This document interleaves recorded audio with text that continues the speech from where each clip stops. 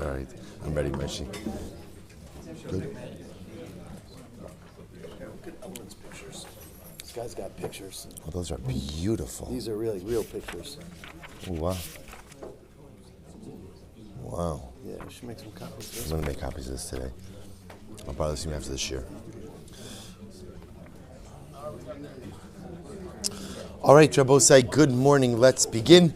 Today's daf is Chav Vav. We had the great schos to begin.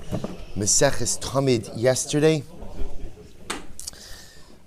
We had the great schos to begin Meseches Tamid yesterday. An incredible Mishnah. We actually made some good headway yesterday. We stopped yesterday on Chav Vav Amud Aleph at the Gemara. So we did the Mishnah in its entirety, Baruch Hashem. So remember, just a quick recap. So the Mishnah spoke to us about the concept, which is what we're going to explore a bit more today, the concept of Kohanim standing guard in the Beis HaMikdash. Specifically, the Mishnah tells us that Halacha L'Maisa, there were three stations in which the Kohanim stood guard throughout the Beis HaMikdash. The Mishnah identified them as the Beis Avatinas, the Beis Hanitzotz, and the Beis Hamokad. So remember again, I handed out, I don't know, there might be still more copies around, but this is the sheet we used yesterday. Each of those three locations are labeled on the sheet. Again, we'll get into greater specificity of it. It's perfect. Thank you so much. So each of these locations ultimately is identified on the sheet over here. We saw the Rush who explained that the concept of standing guard, okay, we don't have to start comparing pictures over here, all right? I got it, all right? You're like picture shaming me over here.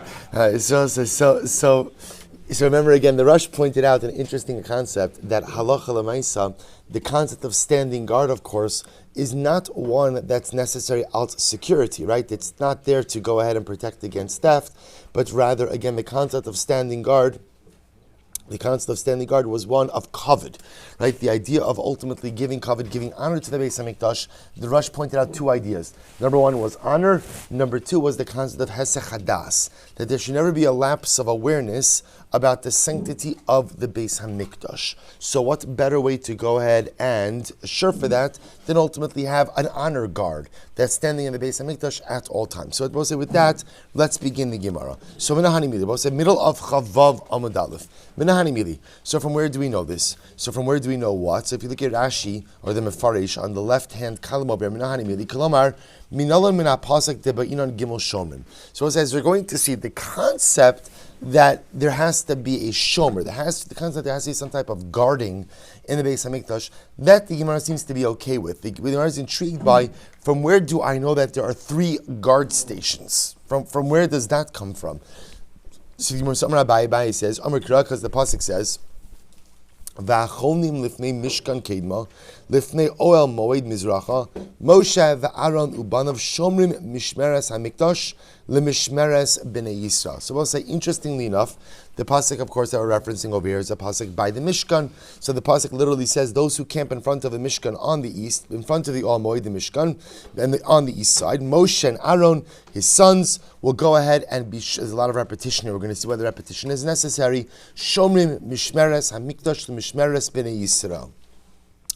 So the Gemara calls this pasuk. What does the pasuk show you? The pasuk shows you that you need a mishmeres, that you need a guarding in the Beis HaMikdash. The Beis HaMikdash must be guarded. To which the Gemara says, Amri, in Shimar Ba'ama Ashkechan.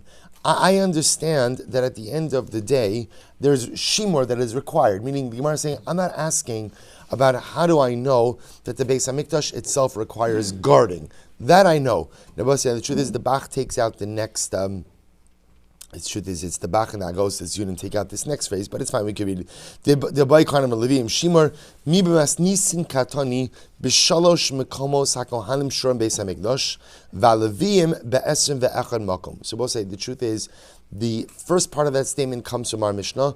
The second part of that statement actually comes from Meseches Midos. So our Mishnah told us that the Kohanim guard in 3 places and the Leviim guard in 21 places. So what the Gemara is going to say is like this.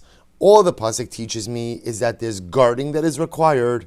From where do I know that 2 things, really 2-pronged question. Number 1, from where do I know that there are 3 places that the Kohanim guard. So where do I get that concept from?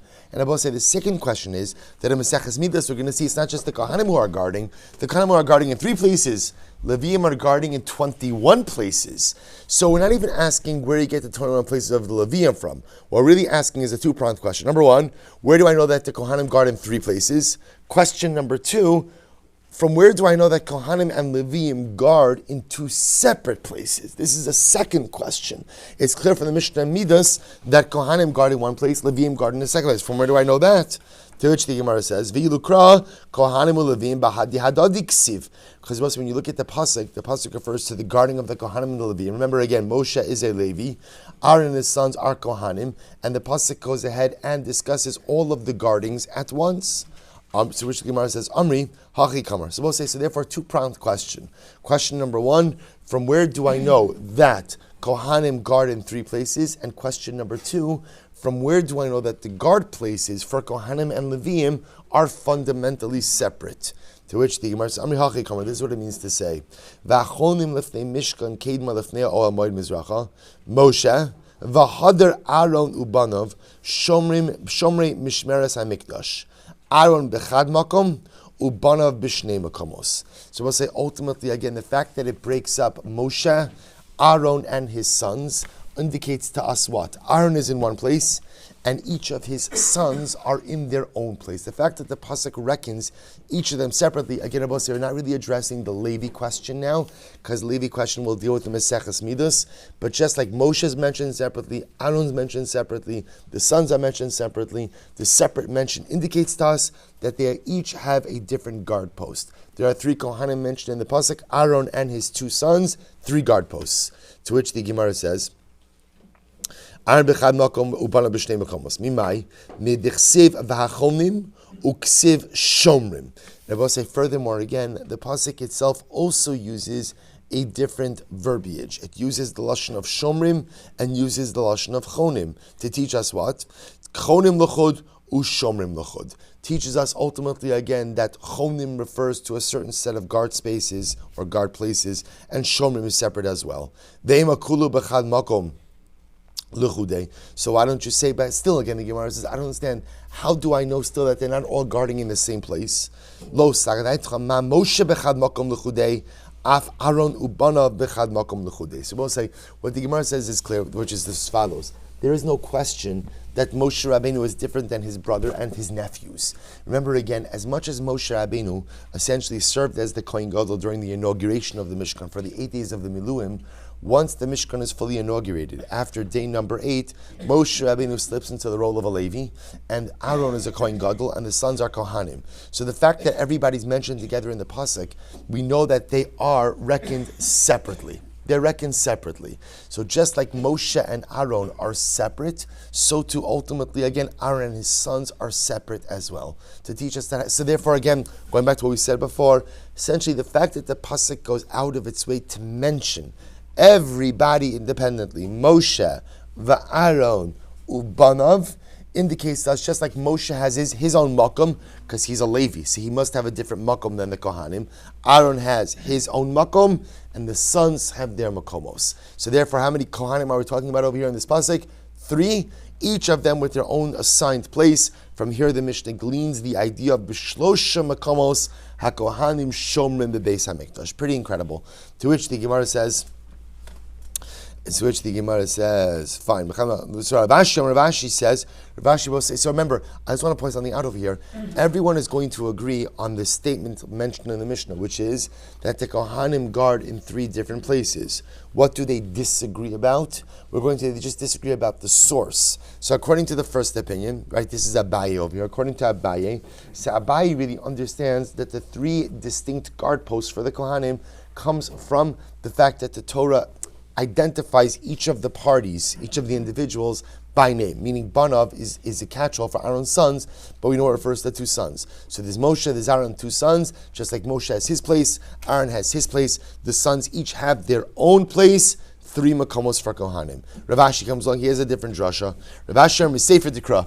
Ravashi says we actually learn out from the end of the pasuk, what's the end of the pasuk? Shomrim mishmeres limishmeres. So what's the Ravashi's drasha is that at the end of the day, the Torah uses 3 different Lashonos for guarding, and the truth is, it's repetitive. I don't need all of those phrases.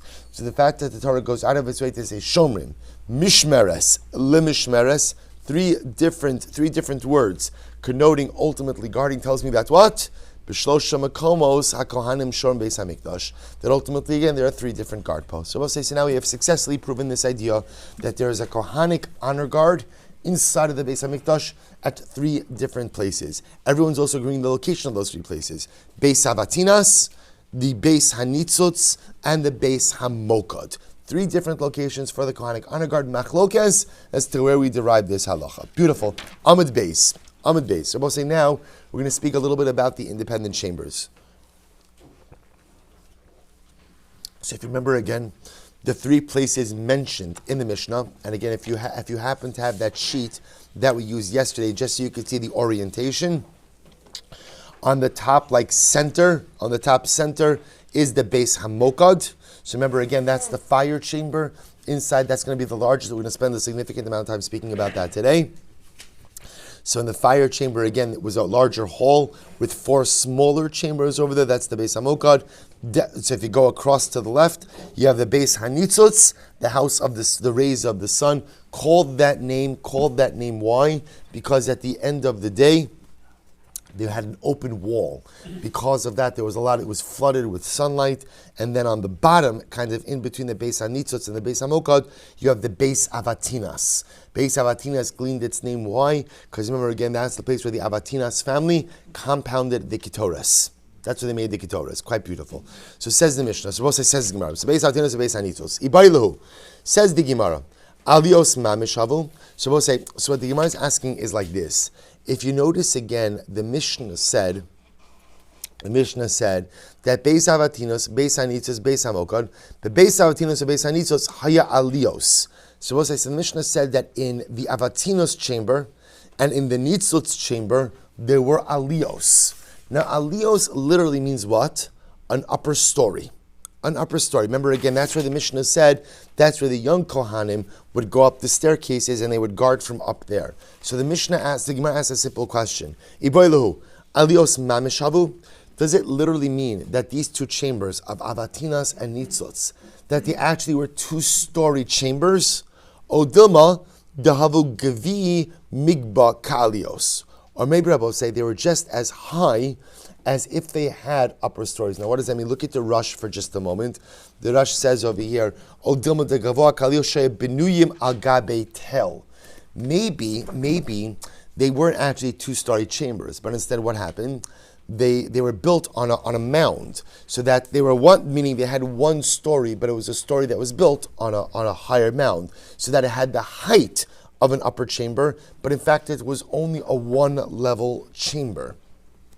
Remember, we'll say, it's important to understand, when we think about Harabayis, so we think about the Harabayis ultimately of Herod, right? The Harabayis of Herod is a very, very, very, remember, Harabayis is a mountain. You wouldn't think that today, because when you look at the Temple Mount, right, when you look at the Beis HaMikdash, so it's one big flat surface. So remember again, that's because Herod came along, established retaining walls. It was Schoenfeld. Right. Oh, perfect. So we'll say sorry. I'm just not getting involved in it. I'm just not getting involved in it. Let's say so remember again, when Herod came along, and remember Herod built retaining walls, right, all around the area of the Harabayis. What did he do with those retaining walls? He filled them in with dirt. So that's why when you look at the Harabayis today, it looks like one big flat surface.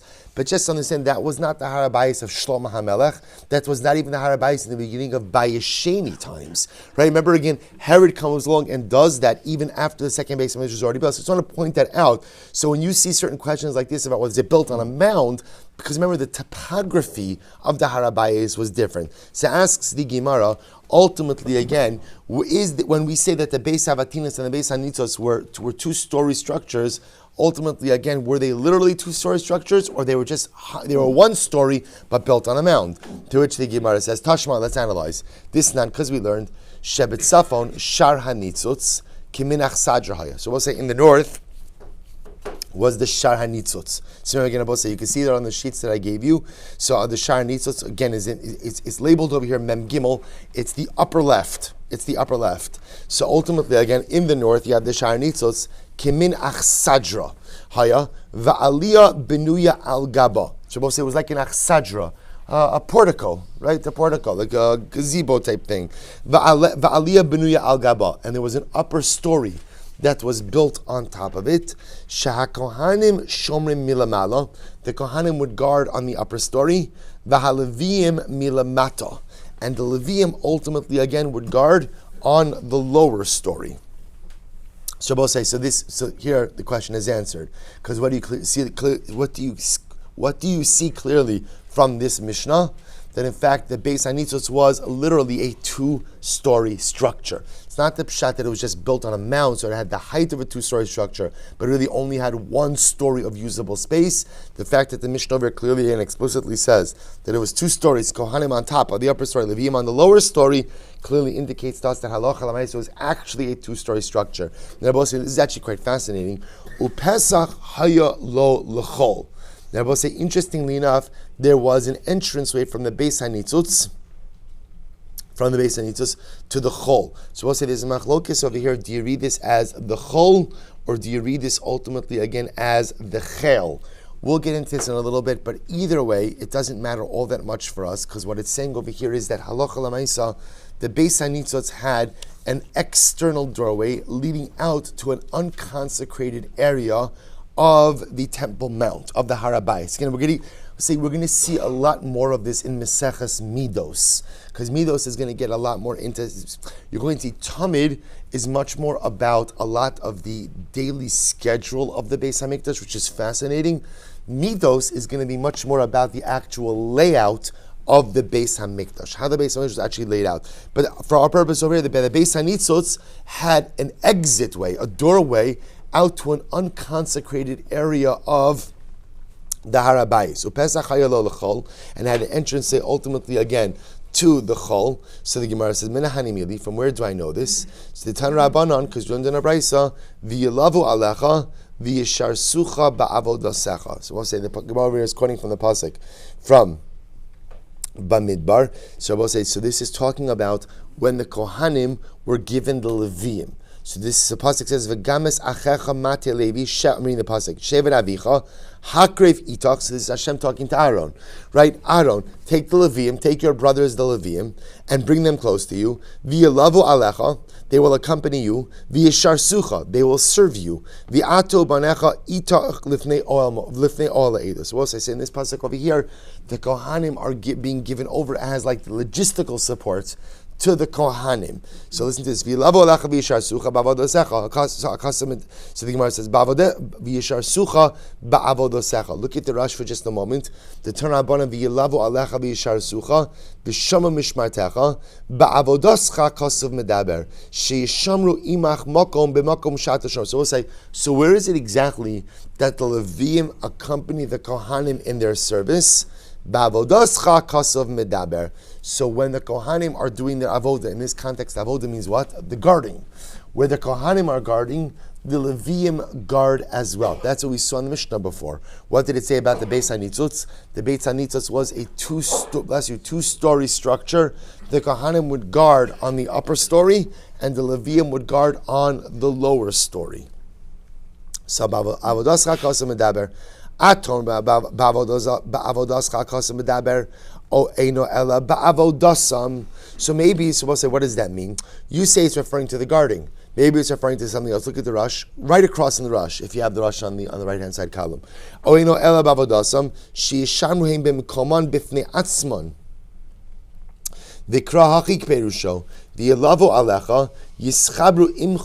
V'yisham shuch bazesh yishmur ashimur masha haya mutal alecha lishmar ulaela olam hey mishuru bim kamam bifnei atzman. So maybe not. Maybe what it's coming to say is that the Leviyim have their own guarding, but the Leviyim guard other places that the Kohanim are not there.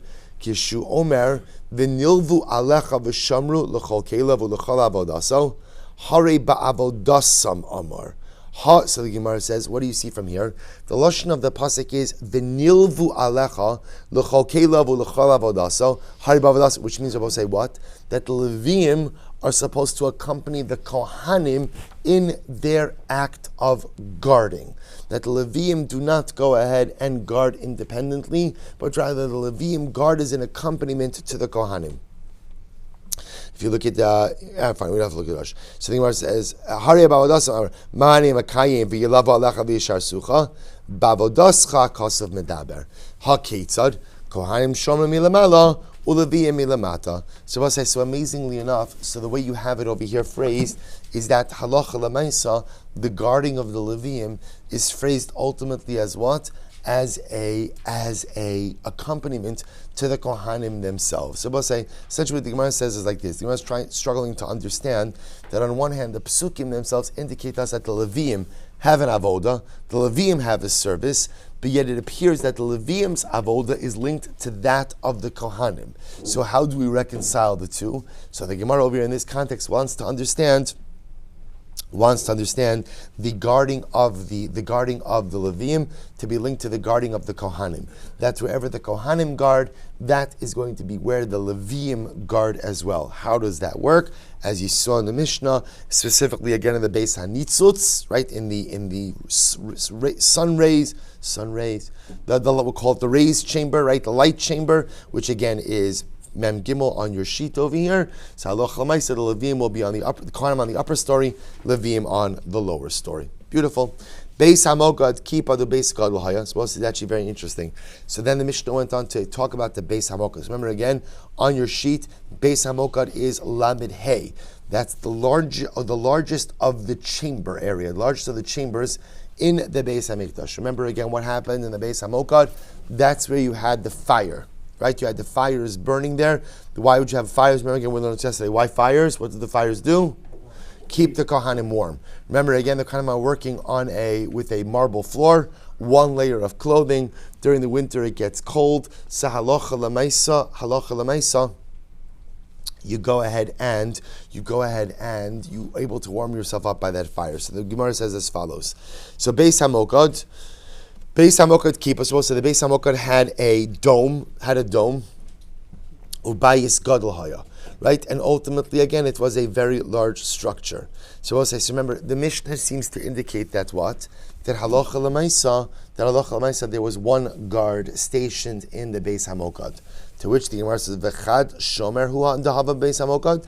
Was there only one shomer? Was there only one guard stationed in the Beis Hamokad? After all, or mini, shnei sha'arim hayu beBeis Hamokad. So it's actually quite amazing. There were actually two entranceways, two gateways into the Beis Hamokad. Two gateways. There was interestingly enough, it says echad pasuach lechel. So we'll say one was ultimately open to where? What was open to Chel? Chel over here means what? Chel means the unconsecrated area of the Harabayis. One was opened up to the Chel. Ve'echad pasuach la'azara. And one was opened ultimately again to the courtyard of the Beis HaMikdash. So I'll say you can't really see it well illustrated on here on this particular sheet. So what happens? So we'll say, so now here's what's interesting. We're assuming over here that if there are guards positioned in the Beis Hamokad, that those guards would be positioned by the gateways. Now what? You see that the Beis Hamokad itself has two gateways. One is opened up ultimately to the Chel, to the unconsecrated area of the Harabayis, and the second is opened ultimately again to the courtyard of the Beis HaMikdash. So would that not necessitate what? Right? Two guards. Yet we're saying it only has one guard. So this is actually quite amazing. Amr Rabbi Yehuda, Bazet shenichnasan la'azara, pishpesh katan hayala. This is incredible. By the entranceway that opened up into the Azar, into the courtyard. So again, this is on the Beis Hamokad. So in the entranceway that opened up into the Azara, pishpesh katan hayalo, there was a small little door.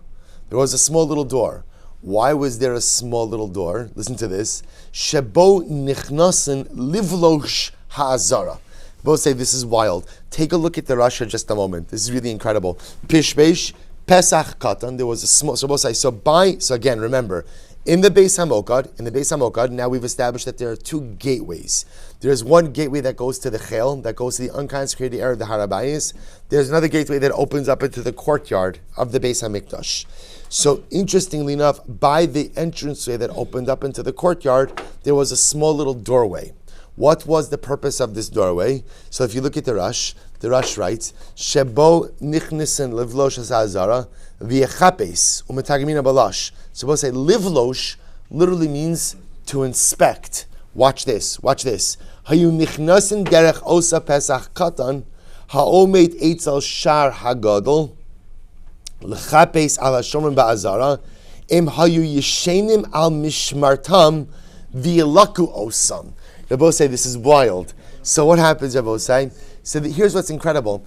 Even though we say Kohanim's reason, right? Kohanim were always known for being very alacritous, right? Being very vigilant. But when you're on your guard shift, what do we have to be concerned about? Falling asleep on duty. So what would happen? There would be another Kohen. And what was this Kohen's job? His job was to check on the guards. Rabbi say, now, checking on the guards only works if what? Only if you could come unannounced, right? It was like a mashkiach, right? This is Yotzei v'nichnas. So remember again, the guards were standing by the major gateways. At night, the major gateways, the sharim, are closed, right? We saw that yesterday in the Mishnah, right? Because remember, how do we see that in the Mishnah? Because remember again, who shows up in the morning? The mamuna, right? The mamuna. First, I sleep with the keys underneath their heads, right? In their hands, underneath their heads. The mamuna, who's the kohen who's in charge of the lotteries, shows up, and in the morning he has to knock. The Beis Hamikdash is closed, so he knocks. So if you're going to go ahead and oversee the guards, ultimately, you need a way in with being unannounced. It was a little doorway. There was a small little doorway that this guy who was in charge of the guards was able to come in. And I'm about to say, here's the wild part. He would come in, and what would happen if you were asleep on duty? What would happen? Rush says, V'yelaku osam.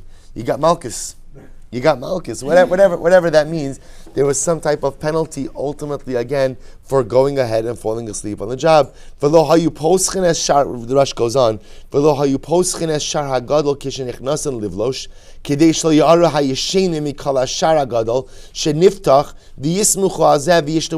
Listen to this. So remember again, the guy who was checking up on the guards, Dafka did not want to go ahead and go through the major gates. Why? Because it says, we'll say Maseches Midas, when they opened the large gates, it made a lot of noise. Now, he didn't want to make a lot of noise for two reasons. Number one, because if the guards are sleeping, he'd like to catch them. I will say, but for another reason. Remember, there are other Kohanim who are sleeping. They're allowed to be sleeping. Who's sleeping? Remember again, the elder members of the Batei Avos, who are sleeping on the stone structures, which we're going to discuss in just a moment. You don't want to wake them up. They have every right to sleep, right? They have every right to sleep. So this guy has to come in a bit furtively, right? A bit secretively, in order to go ahead and catch the sleepers. Right, so Umaisi Hakt Rabbi Huda, fine. So it says back to Gemara. So Amar Abaye.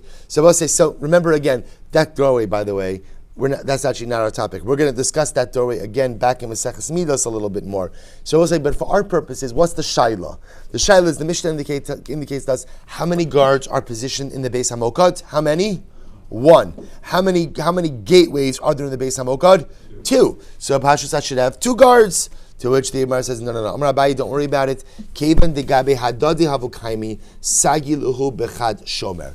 But at the end of the day, the two gateways in the Beis Hamokad, even though one led to the Chel, to the unconsecrated area of the Harabayis, and one led to where? Ultimately, again, to the Hazara, they were close to each other. Because they were close to each other, Bechad Shomer, Sagila Bechad Shomer, it's enough to have one guard position there, Davi Lahacha, Vidavi Lahacha. He could look over here, and he could look over there. Since they were close to each other, one guard is enough. Right? The Rash, Amar Abaye, Kevan de Gabi Hadadi Havokaimi, Kilomar, Ki Mechuvanim Hayu Asharm Zekin Egedzeh, Echad pasuach laharabayis ve'echad pasuach lahazara v'shomer echad haya yachal liros lekan ulekan. So we'll say because essentially you could have one shomer that could have, ocular oversight over both of the gateways. That was enough, and one guard was enough. Incredible. I will say incredible. Mukaf ruvadin Shabbos. Remember again, the next part that the Mishnah said was in the Beis Hamokad. So the Mishnah goes into great detail regarding the Beis Hamikdash. Number one, it was a kippah, it was a dome. Number two, it was very large. Number two, it was surrounded with stone. What was the word we used yesterday? Ledges. Stone ledges. What? Good picture in there? Okay, and we're gonna. It was all sent. Oh, it was all sent. Fantastic. Fantastic. Am I in the WhatsApp group? It was during Oh, good. All right. Good. Beautiful. Good. So I'll say you'll see the picture. So we'll say great. So I'm going to try to make some more copies of Mason for Yom Tiv.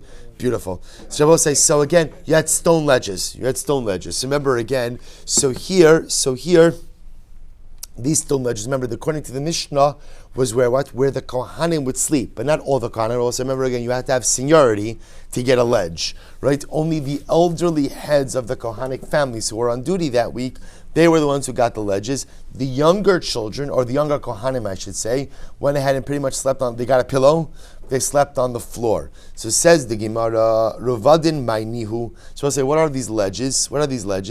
Gizerta di itstafta, the salki behula itstafta. So I'll say essentially, there was just like stadium ledges, right? Like stadium seating ledges.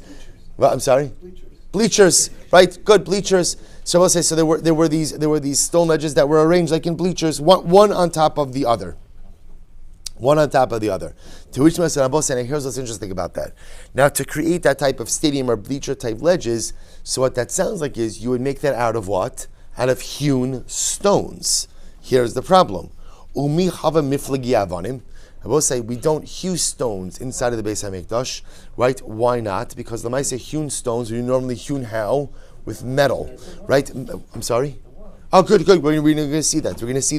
So the Gemara says, so first of all, the worm was a miracle by Shlomo, the Shamir. We're going to talk about that as well. But that was a miracle. So we're asking by second base already, there's no miracles, right? Or I should say, the miracles present in the first Beis Hamikdash are very often not present in the second Beis Hamikdash. So the shaila is, if you're making these stone ledges, especially again, and I will say there's a stadium, right? There's stadium seating, there's bleachers like them. So at Parshas, you're hewing stones, but you can't hew stones ultimately in the base. Mi have a miflagi on a vaksiv va'bayis. So what's the Gemara quotes the pasuk from Melachim va'bayis behibano so even shlema masa nivna makav. It's fine. So I'll say even shlema. The point is the base has to be made out of complete stones. So I'll say, so how can you have these recessed ledges? Amar Abaye dimitakni umaysi meikara avnei zutrasa. Va'avni ravrisa. Rabbi says it's not a shaila. Again, Rabbi says it's true. They could not use hewn stones, but what did they use? Big stones and small stones. They quarried different types of size stones. In other words, it's not one size stone for the Beis Hamikdash. They knew they had to make these ledges, so apparently the different ledges were made of different size stones in order to be able to maximize the space, I should say.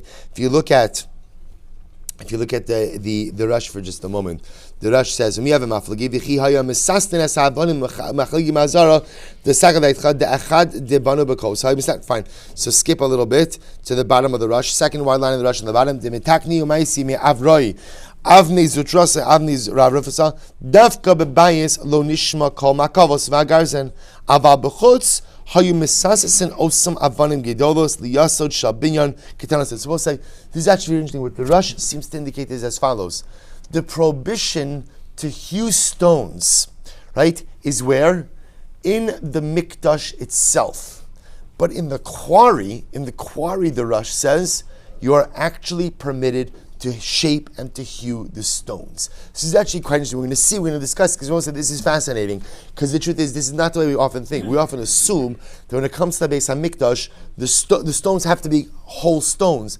The truth is, if you think about it, so very rarely are you going to find a stone suitable for construction in nature.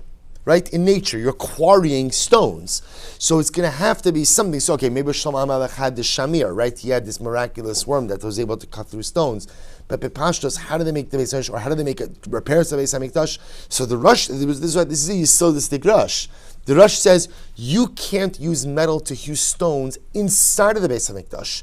But as long as those stones are still outside of the Harabayis, they're in the quarry, you could do whatever you need to do to fit them down to measure. Pretty incredible. So we'll say, so that's how they made the stone ledges inside of the Beis HaMikdash. Next.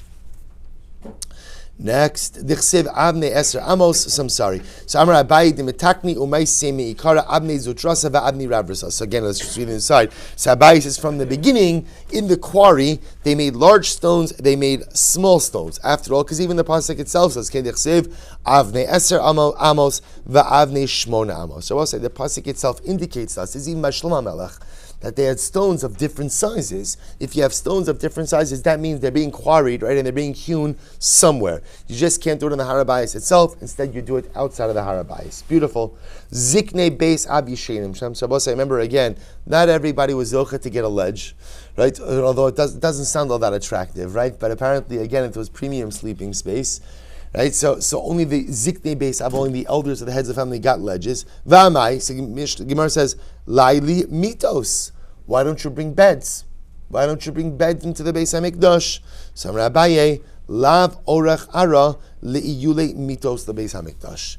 Rabbi say it would be inappropriate ultimately to go ahead and bring beds into the base. It's a lack of cover to the Beis Hamikdash to essentially bring beds, make it into a dormitory. Look at the Rash for just a moment. Va'amai ne'ali mitos shal eitz misuragin bechavolim. Ultimately, and why don't you bring in? So the Rash is just describing. Will say, again, their form of beds was you had like a frame made of rope. Right, they had a frame made of rope, and then you would put the cushion on top of the ropes. Lav orach ara yule mitos. The Rush says aval kara mikistos orach ara. So it's actually very interesting. It's actually very interesting because the Gemara seems to indicate here the concept that now we're going to talk about how are they able to sleep in the Beis Hamikdash? Because sleeping in the Beis Hamikdash itself is something that is. Remember again, in the Beis Hamikdash, you can't have any hesech hadas, you can't have any lapse of awareness.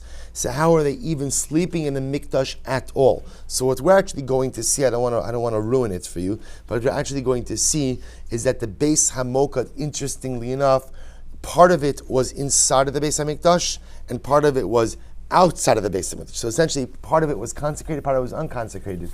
They slept in the unconsecrated part. But Lamais, again, even in the unconsecrated part, it would be, there's still a level of kavod. So to start bringing in beds into the Beis Hamikdash would have been inappropriate. Therefore, they made do ultimately again with these stone ledges. All right, we'll stop over here for today. I think Said sent out, or we'll send out already the schedule for Sukkot. We're going to be learning rest in the afternoon. Sukkot B'Shat Tov Musach is supposed to be beautiful. We're going to be in the Sukkah, and here's a little mazonos, a little mashke, a little bit of Gemara, a lot of Gemara, a little bit of the other stuff. Mirza Hashem. Shach Avosai. There's a Shabbat here from the Silas Yisharim. Achshav shenivra yefashesh. It's a pishpush. Beautiful. Check it out. There it is.